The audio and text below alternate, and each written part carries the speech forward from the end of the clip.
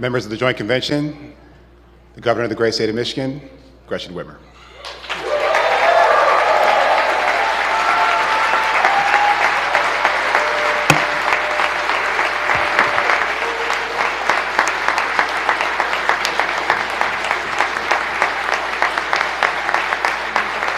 Thank you.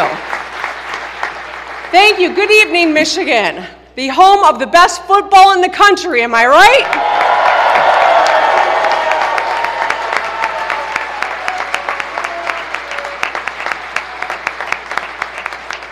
From our national championship Wolverines to our Detroit Lions.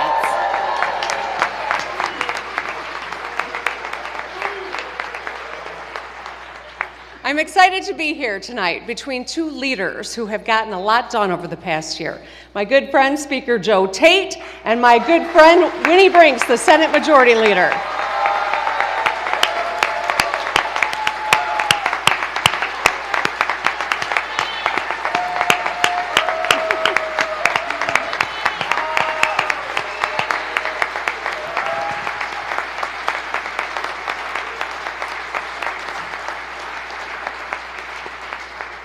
And I want to acknowledge Minority Leaders Matt Hall and Eric Nesbitt. Thank you for your leadership.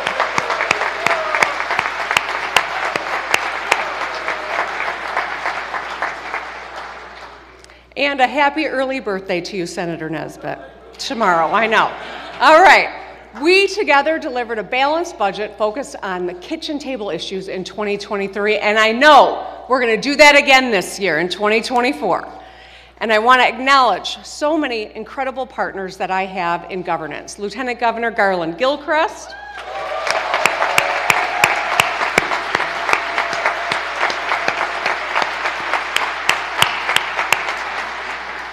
our Attorney General Dana Nessel,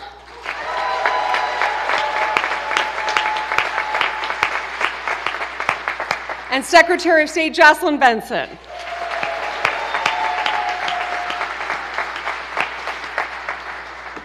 And I always want to make a point of acknowledging two incredible public servants who lead groups of public servants who show up on the front line in the most dire times. Please join me in thanking Major General Paul Rogers and Colonel James Grady from the State Police and National Guard.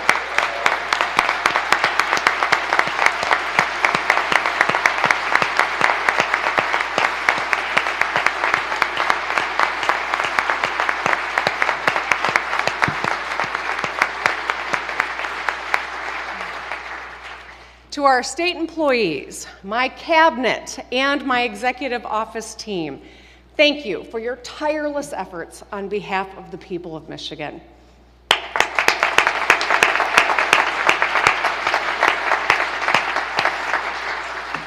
All right, let's get this show on the road. Like some of you, I am a product of the 80s. I love big hair and bold leather jackets, classic movies, and of course, classic rock.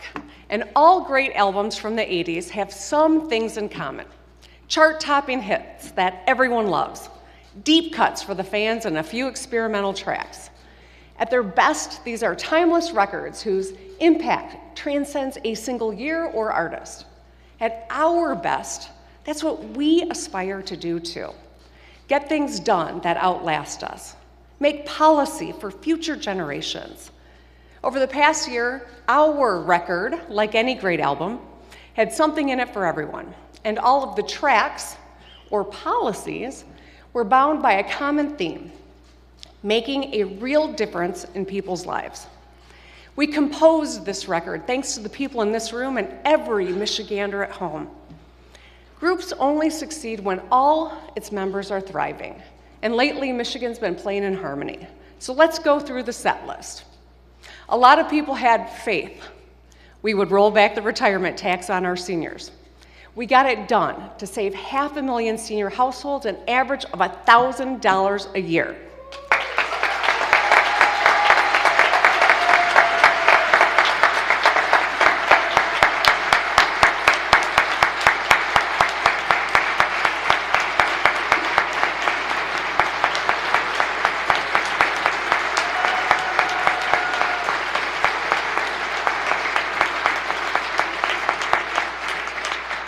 We rolled back this tax, and I want to thank Representative Angela Whitmer for her leadership.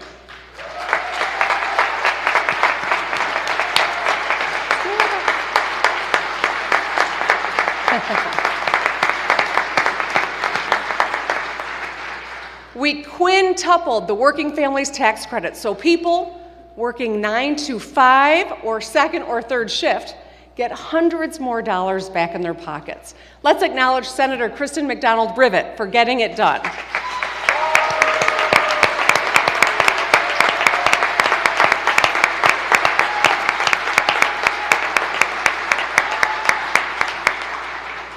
This year, the Senate and the House Democratic legislative majorities delivered $1 billion in tax relief.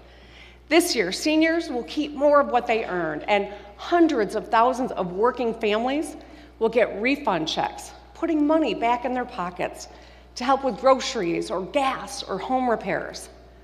We all know that girls just want to have fun and pay down debt, so we did.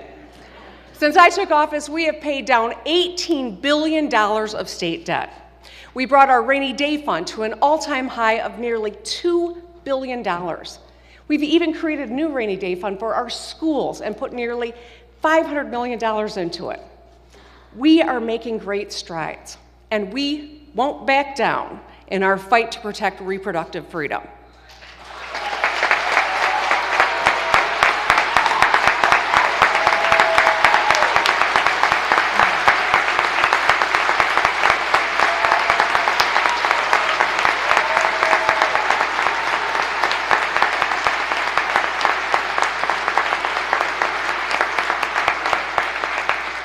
Michiganders passed Prop 3 to protect abortion rights and repealed our extreme 1931 abortion ban, thanks to the hard work of so many in this room, including Representative Pahutsky and Senator Geis.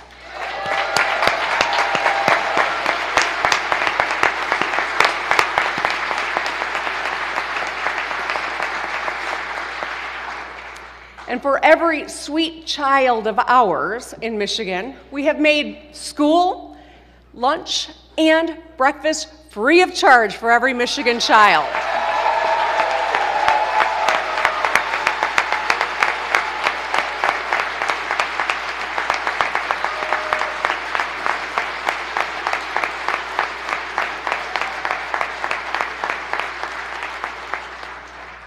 All 1.4 million Michigan public school students get 2 meals a day so they can focus on learning, and so their parents can save $850 a year on groceries per student. I want to thank Senator Darren Camilleri and Representative Regina Weiss, who led this effort.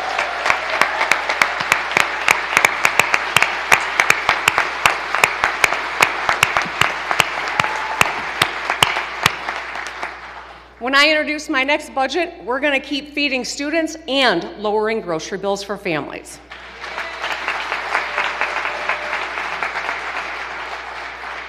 We also put cost-saving pieces of the Affordable Care Act into state law. You might be wondering, what's cost got to do with it? Now young people can stay on their parents' insurance until they turn 26, and you can't be charged more for having a pre-existing condition.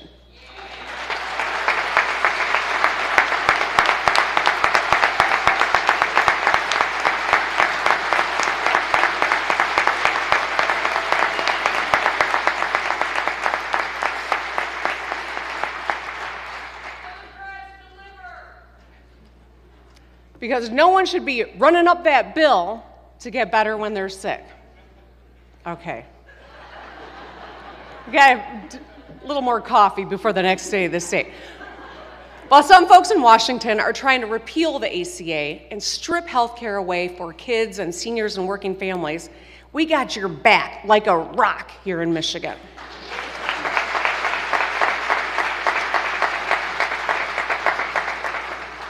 We will protect your care no matter what. I want to thank Representative Matt Kolazar and Senator Kevin Hertel for their work on this issue.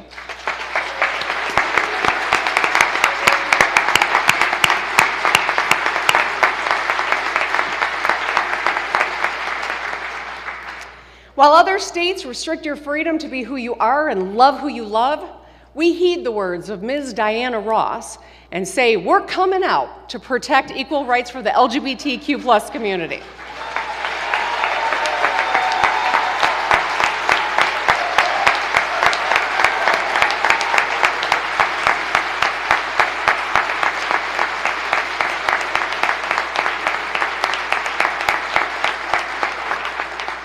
Thank you, Senator Moss, and of course, Representative Hoskin, for your work on this.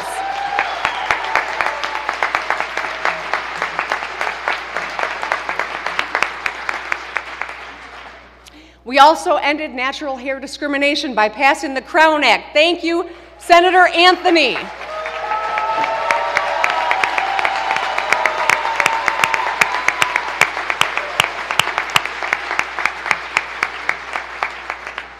And finally, to protect every breath you take and our Great Lakes, we enacted a historic clean energy package. Together, we will reach 100% clean energy by 2040, lower the cost of household utilities by an average of $145 a year, and create thousands of good-paying jobs backed by the strongest labor standards in the country.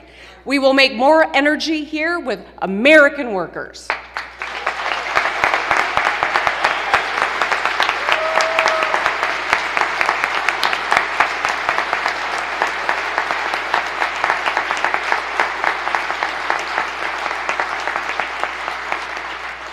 So I want to thank Senators Singh, Geis, Schenck, and Representatives Ayash, Puri, and Kafia for making Michigan a national leader on climate action.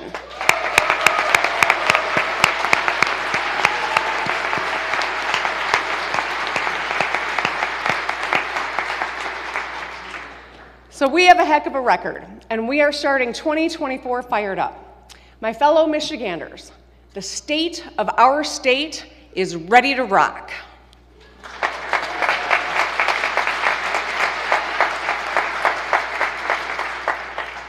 We got into the groove last year, but great bands do not rest on their laurels. They make the next record better than the last one. There's more to do, and nothing is going to stop us now. Let's talk about the challenges Michiganders face today. Top of mind is costs. It is hard to buy a house, afford a car, or save for retirement while keeping up with the bills. People put things off to make ends meet, replacing old tires, fixing busted gutters, buying your child a warmer coat. No matter who you are or where you come from, if you work hard, you should be able to provide for your family and have a fair shot at a better future. We should have the freedom to live the way that you want. That is the American dream. And you should be able to chase that in Michigan. At our best, that's what we are, a home for opportunity for people seeking a good life and a good cost of living. Tonight, that's what I'm going to focus on, how we keep lowering costs, how we improve education to set up our children for success, make more stuff right here in Michigan, and compete with the world. So first, costs. No one likes paying $6 for a box of cereal or more for an oil change than they did last year. But I want to be upfront with you. I cannot solve global inflation alone. No one person can, not even a president. If you meet someone who says they have a secret plan to fix inflation, run the other way. But what we can do is make life more affordable by lowering costs on the biggest items in your monthly budget. When your paycheck hits your bank account, you know your largest and most important expenses are going to be housing and childcare, transportation, education, utilities, and food. From axing the retirement tax and free school meals to the Michigan Achievement Scholarship and Reconnect, which lower the cost of college by thousands, to programs like TriShare that slash the cost of childcare by 66%, we are taking action. Things are headed in the right direction. Inflation is slowing down, unemployment remains low, and take-home pay is up. It is a great time to find a good-paying job, with unions fighting successfully for better pay and benefits. President Biden's policies are bringing jobs and supply chains home to Michigan from around the world. Still, yes.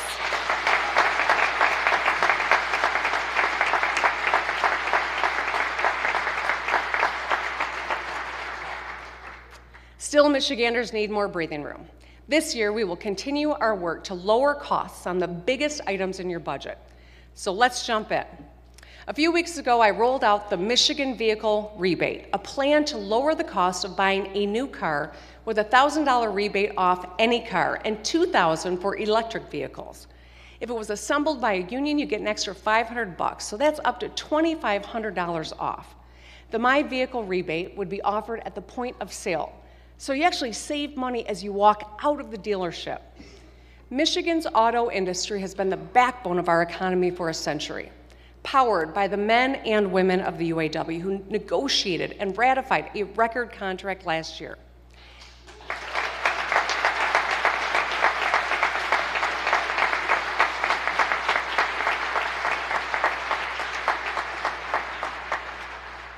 We want our auto workers and our auto industry to thrive right here in Michigan, and I know that unites us.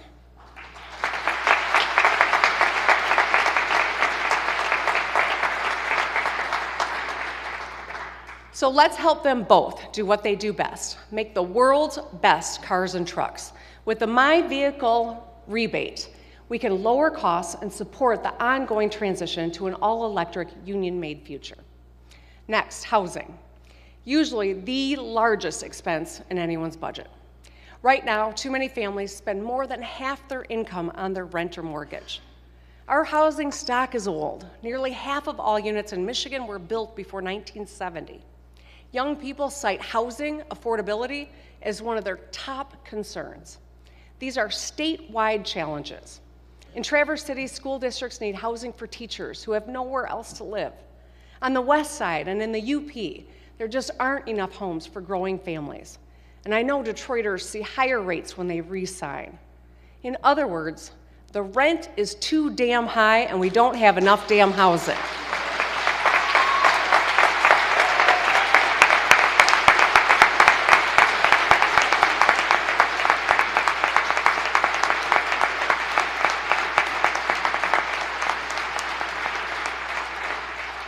So our response is simple. Build, baby, build. Let's go.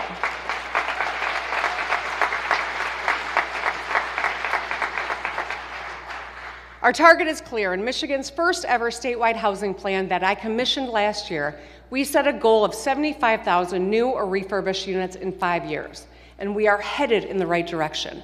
In the 5 years since I took office, we've invested double what we did the previous 8 years to build or rehabilitate 34,000 housing units, supporting 20,000 good-paying construction jobs in the process. Our local partners are getting it done too.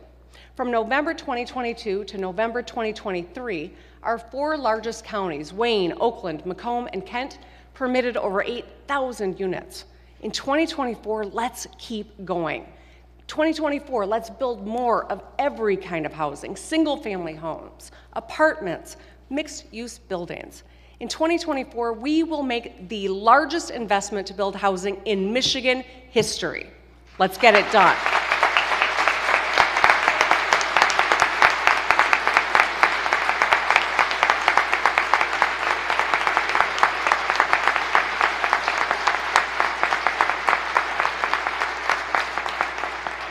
We will invest almost $1.4 billion to build or rehabilitate nearly 10,000 homes.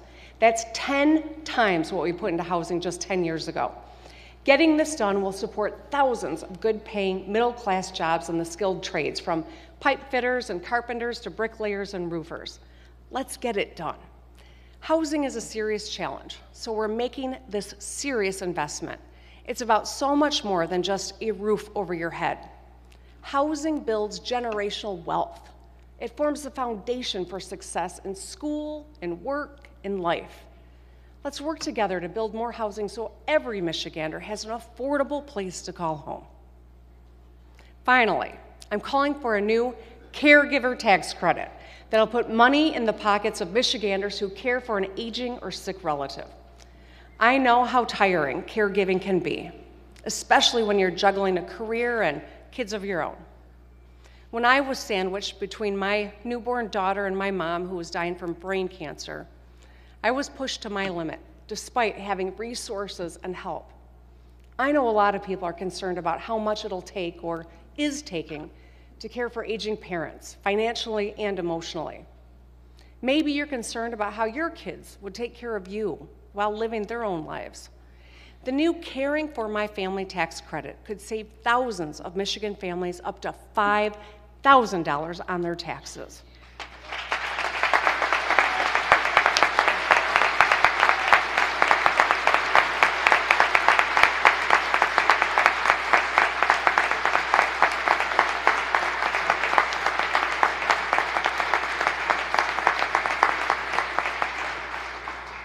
By allowing people to write off caregiving expenses, including counseling or transportation, nursing or respite services, we can save them money. We can help more seniors age in place at home in dignity instead of a costly or long-term option. We can support parents of children with long-term care needs by saving them money. We know the burden of caregiving falls disproportionately on women, and especially women of color. While the caregiving work they do is often invisible, it is invaluable. According to the AARP, family members provide about $522 billion in uncompensated care every year. Let's support them by giving them a tax break so that they can take care of their loved ones.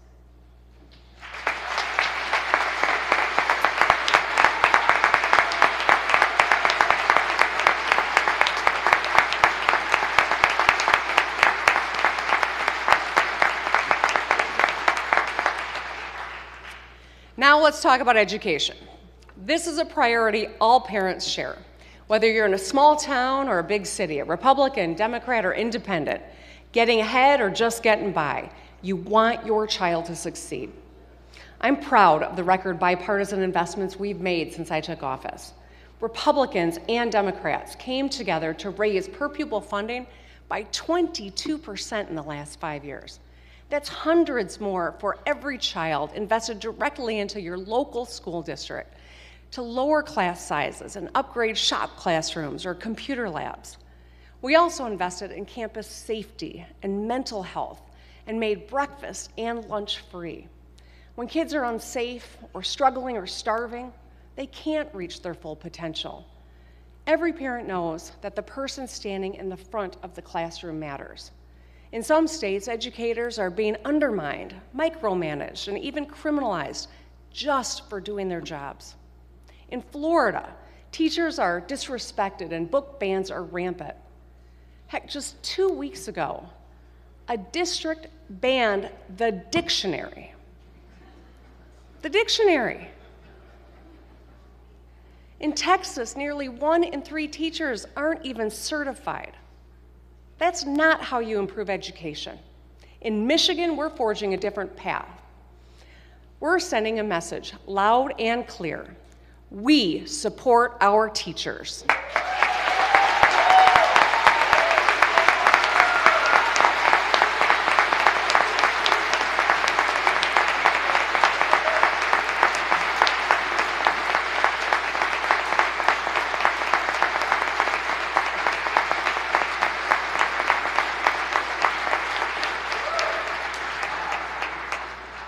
We walk the walk. We fund scholarships for future educators, pay student teachers, and help full-time teachers with their student loans so they stay in Michigan. We accept out-of-state certificates, so if you have experience, you can enter the classroom without jumping through bureaucratic hoops. As a result, enrollment rates in Michigan's teacher prep programs are beating other states. So a message to America's teachers: if you want to teach, we want you here.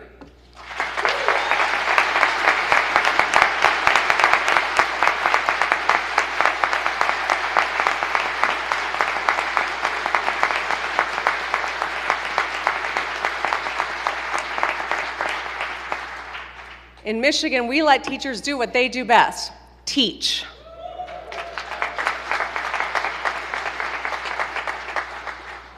We know education in Michigan needs more support and more work, and we want student outcomes to exceed our expectations. We need to better prepare students for success after they graduate, whether they go right into the workforce or enter community college, trade school, or a 4-year university. There is no correct path, but every person deserves a path. It depends on the person what theirs is. What we can do is get everyone ready.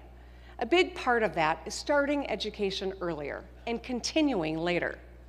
4-year-olds who go to pre-K arrive at kindergarten better prepared to learn. They're more likely to graduate, go to college, and earn more over their lifetime. And we know higher education or skills training leads to higher incomes. If you get an associate's degree, you can earn $23,000 more a year. The best paying jobs today and in our future economy require some education after high school. So we must support our kids from pre-K through post-secondary to prosperity. Last year I proposed pre-K for all by the end of 2026, saving families about $10,000 a year and giving every child a solid academic foundation. Together, we're changing our definition of education to include pre-K, and last year we expanded pre-K to 5,600 more students. And you know what? This year, we're going to go a heck of a lot further. In our next budget, let's deliver pre-K for every single 4-year-old in Michigan 2 years ahead of schedule.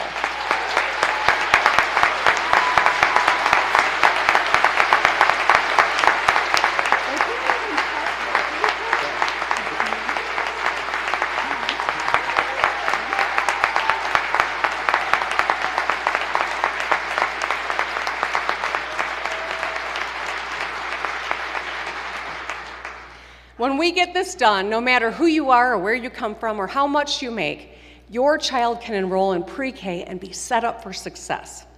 So let this be a message to parents in other states. Come to Michigan. We got your back every step of the way, and we'll save you 10 grand on your children's education.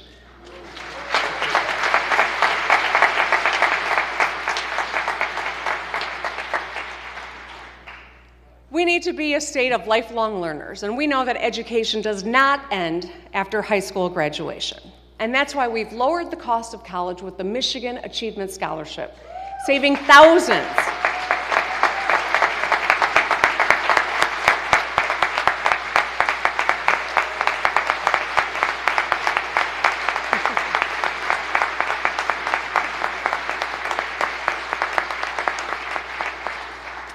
We made community college and job training for medical techs and electricians tuition-free for anyone 21 and older with the Michigan Reconnect, and today I propose we go further.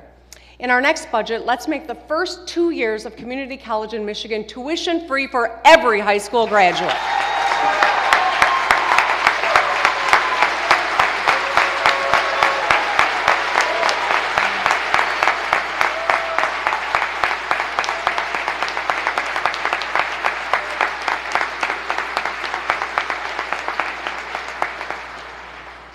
As Michiganders pursue an associate's degree or a skills certificate at a community college, they can save an average of $4,000 on tuition. This is a transformational opportunity for graduating seniors and will help us achieve our 60 by 30 goal, having 60% of our adult population with post-secondary skills training or a degree by 2030.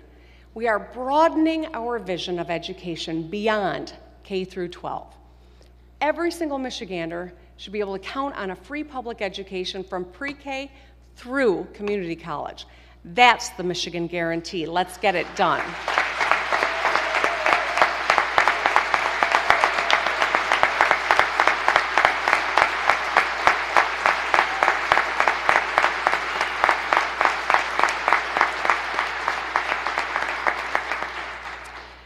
Finally, let's talk about making it in Michigan.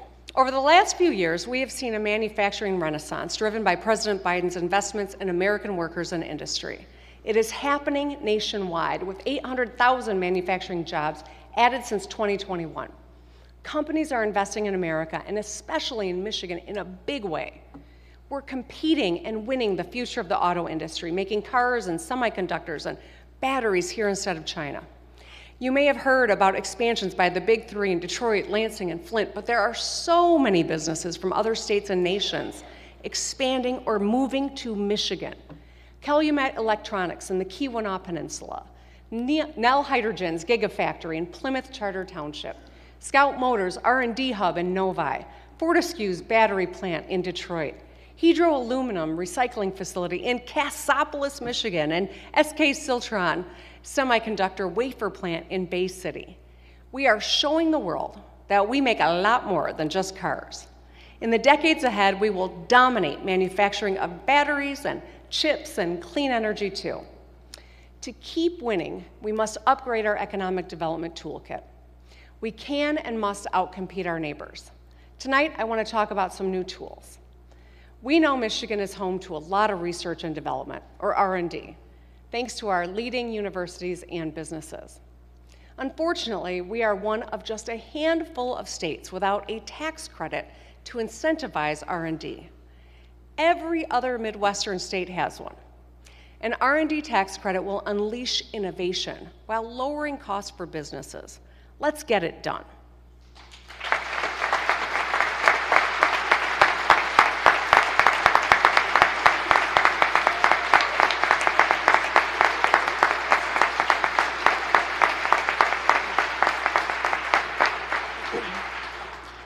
Our current toolkit limits our ability to attract small and second stage businesses. So let's start the Hire Michigan Fund to lower overall payroll taxes for these firms. The value here is simple. The more you hire in Michigan, the more you should save in Michigan. We had a similar bipartisan program years ago that worked well. Let's bring it back because, well, everyone loves a throwback, right? We also, thank you. We also need to uplift regions that have too often been left out or left behind. Renaissance zones are strategically selected areas that with lower taxes for businesses and entrepreneurs so we can drive investment and create local jobs. We already have several of these statewide, but there are strict categories that define them, and eligible projects within them are so tightly defined. Let's simplify these into a single, flexible category to incentivize growth in Michigan. And finally, let's establish an innovation fund to invest in high-growth startups that will create the future right here in Michigan. Right now, we have no state-level mechanism to attract and retain promising young companies. With the new innovation fund, we can launch hundreds of new Michigan-based startups and create thousands of jobs. Together, we're going to build the infrastructure for innovation so founders can start and build their companies right here in Michigan.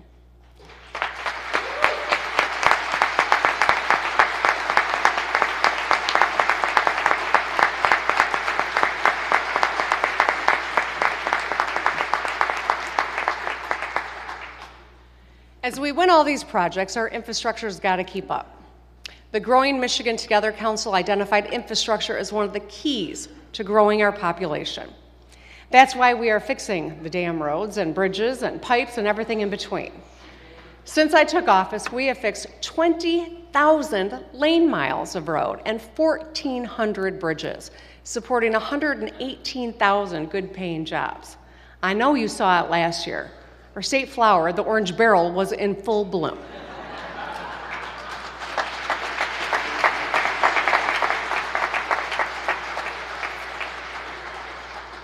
And the hard-working men and women who fix our roads were out in force getting the job done. 4 years ago, I stood at this rostrum and rolled out the Rebuilding Michigan Plan, a $3.5 billion investment to fix our roads while supporting over 45,000 jobs without raising taxes by a dime. It focused on vital economic corridors, including 96 and 275 in Metro Detroit, the 475-69 interchange in Flint, 94 in Jackson, 196 between Holland and Saugatuck, and 496 just a few blocks from here. We made progress on them all. Tonight, I'm calling on the Michigan Department of Transportation to authorize the final $700 million of the Rebuilding Michigan Plan.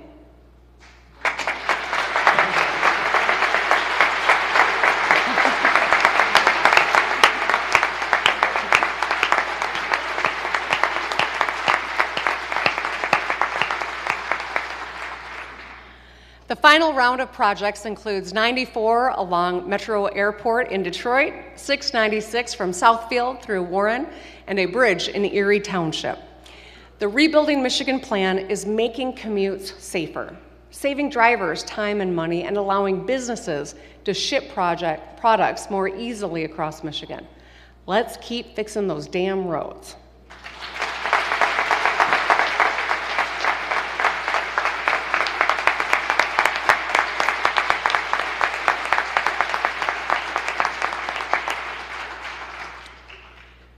Every Michigander deserves a classic Michigan story. You work hard, follow your dreams, and build a great life. When you get knocked down, you get up again. You keep fighting. That's what makes us special. Heck, just look at our Lions. Yeah.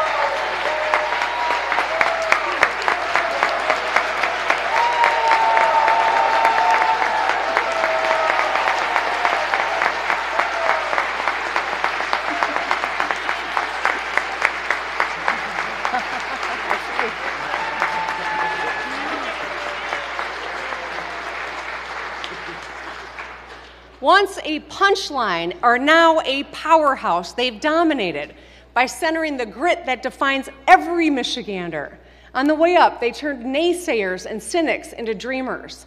And I don't know if you recall, but our Wolverines are national champions, right?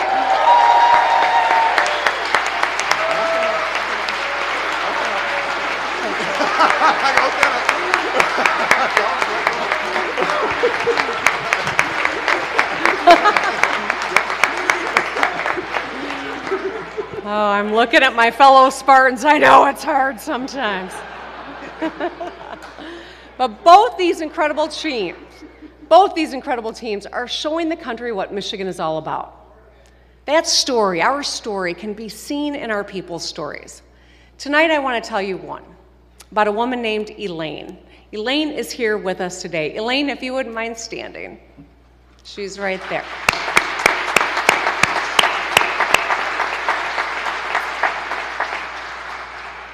Elaine was born in Saginaw in the wake of World War II. She was one of 7 kids and grew up poor. After graduating from Saginaw High School, she worked odd jobs and got married and moved to Chicago. After her divorce, she came home to Michigan with her sons. She struggled as a single mom. One day over dinner in the parking lot of a fast food joint, she made her sons a promise. One day, she said, they would be able to eat at the Olive Garden across the street, a sit-down restaurant with metal forks and waiters who refill your glass without you even asking. Elaine worked hard, using food stamps to put groceries in the fridge and housing assistance to keep a roof over her sons' heads. She was a secretary for years, but wanted to chase her dream and get a job that gave her a sense of purpose. She never thought she could do it. Well, Elaine, I'm glad you proved yourself wrong. She went back to Wayne State with a Pell Grant and earned 2 degrees.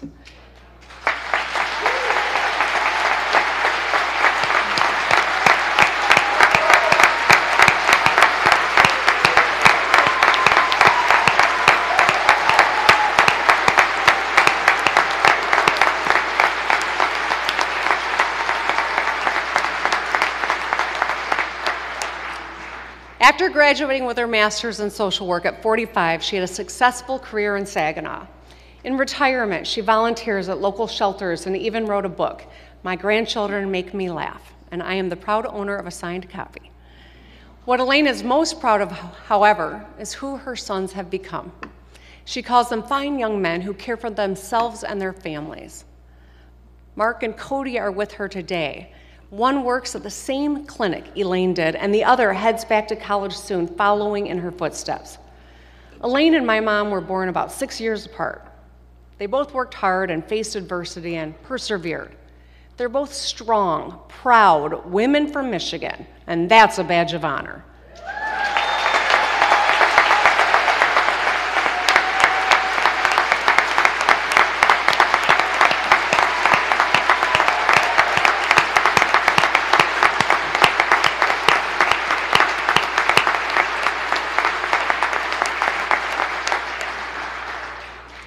Elaine's story is Michigan's story.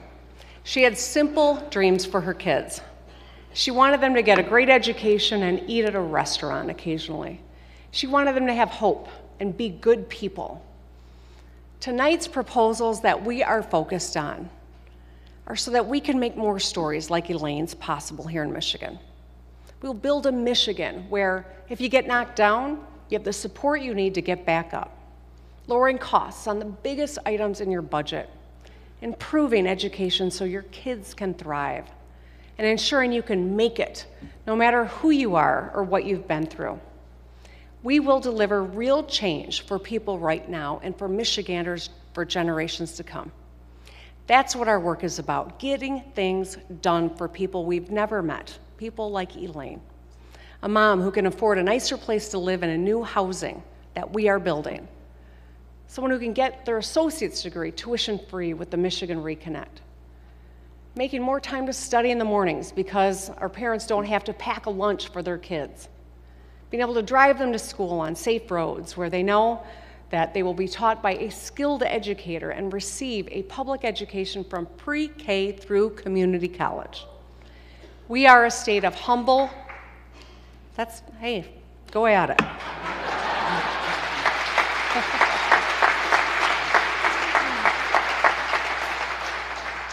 We are a state of humble, hardworking people with big dreams for our children. This year, let's keep rocking so everyone can have their own classic Michigan story. I thank you all for your time tonight. I thank you for the hard work that you do every single day. I encourage you to drive safe, root for the Lions, and have a good night.